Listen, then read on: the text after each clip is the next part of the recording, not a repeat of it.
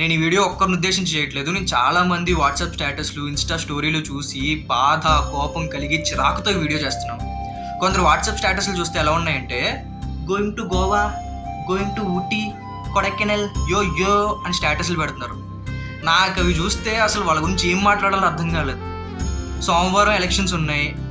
ఓటేయడానికి వెళ్తున్నానంటే ఏ ఆఫీస్‌లో అయినా కూడా నో చెప్పకుండా లీవ్ ఇస్తారు.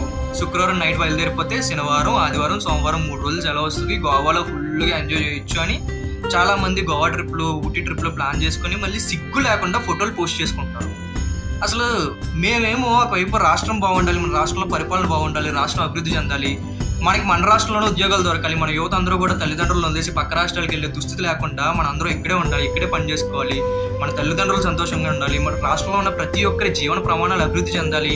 అది జరగాలంటే మంచి ప్రభుత్వం ఏర్పడాలనే ఉద్దేశంతో ప్రతిరోజు ఆఫీస్కి వెళ్ళి కష్టపడి సాయంత్రం ఇంటికి వచ్చి అలిసిపోయినా కూడా కూర్చొని వీడియోలు చేస్తూ ప్రస్తుత ప్రభుత్వంలో ఉన్న నాయకులు ఎన్ని ఇబ్బందులు పెట్టినా, ఎన్ని అవమానాలు చేసినా సరే వాటన్నింటినీ భరించి అధిగమించి ప్రభుత్వం చేస్తున్నటువంటి దోపిడీలు, దౌర్జన్యాలు, అన్యాయాలు, అక్రమాలు వివరించి వాళ్ళకి వీటి మీద అవగాహన కల్పిస్తూ ఎవరొస్తే పరిపాలన బాగుంటుంది, ఎవరొస్తే మన జీవితాలు బాగుంటాయని ప్రజలందరికీ కూడా కళ్ళకు కట్టినట్టు అర్థమయ్యేలా విధంగా ఎక్స్ప్లెయిన్ చేసి అవగాహన కల్పిస్తే మా వంతు బాధ్యత ఇది. రాష్ట్రం కోసం మాకు రాష్ట్రం మీద ఉన్న ప్రేమ, రాష్ట్రం మీద ఉన్న బాధ్యతతో మేము శాయశక్తులా కష్టపడ్డాం, మా శక్తికి మించి కష్టపడ్డాం, మా బాధ్యత మేము నిర్వర్తించాం.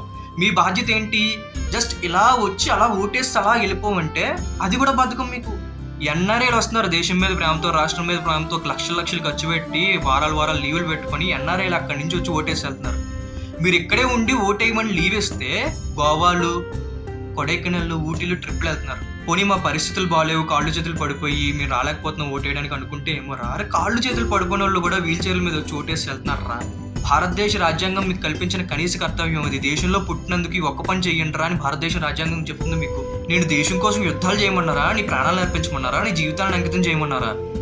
జస్ట్ 5 ఏళ్ళకి ఒకసారి వచ్చి ఒక ఓటేసేలా వెళ్ళిపోరా అంటే అది కూడా చేయలేకపోతున్నారు మీరు.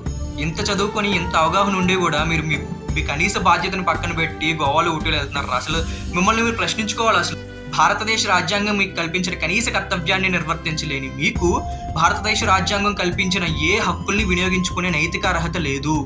భారతదేశ ప్రభుత్వం నిర్మించిన రోడ్ల మీద మీరు నడిచే నైతిక అర్హత మీకు లేదు.